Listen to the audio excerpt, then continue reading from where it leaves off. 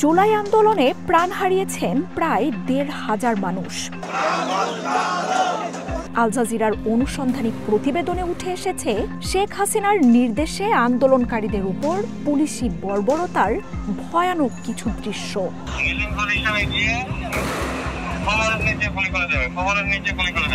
আন্দোলনকারীদের কোমরের নিচে গুলি করে বিক্ষোভ দমনের এই নির্দেশ ঢাকা মহানগর পুলিশের তৎকালীন কমিশনার হাবিবুর রহমানের।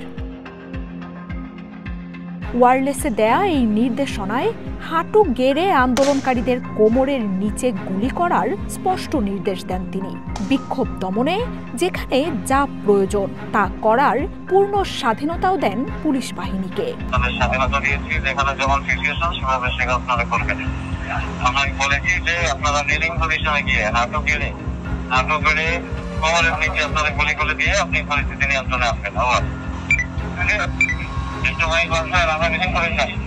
আল জাজিরার তথ্যচিত্রে আন্তর্জাতিক অপরাধ ট্রাইব্যুনালের চিফ প্রসিকিউটর তাজুল ইসলাম বলেন, বিক্ষোভ দমাতে পুলিশের এমন গুলিবর্ষণে খুশি চ্ছিলেন শেখ হাসিনা। এমনকি তাকে ক্ষমতায় টিকিয়ে রাখতে সেনাবাহিনীও কেন এভাবে গুলি করছে না সেই প্রশ্নও তোলেন অভ্যুত্থানে ক্ষমতাচ্যুত সরকার প্রধান।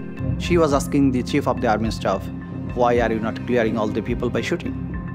The police is doing a very good job. They are killing the people. You should try to kill the people and keep me in power. And even then she was not agreed to resign, to step down. Marjia উপমা, one news.